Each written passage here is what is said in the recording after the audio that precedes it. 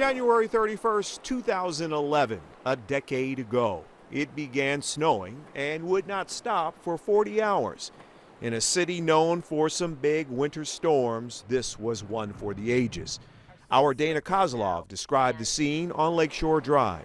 We have been on Lake Shore Drive now for about an hour, and this is what it looks like from the front passenger seat of our vehicle. It is a virtual whiteout. Cars were stopped here for hours. It was a parking lot.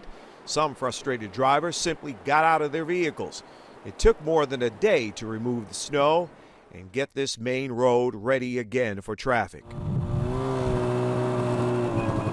Snowmobiles were the preferred transportation for some, or cross-country skis for other Chicagoans.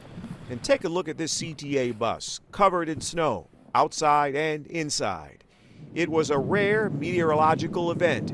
Heavy snow, powerful winds, even lightning, 10 years ago.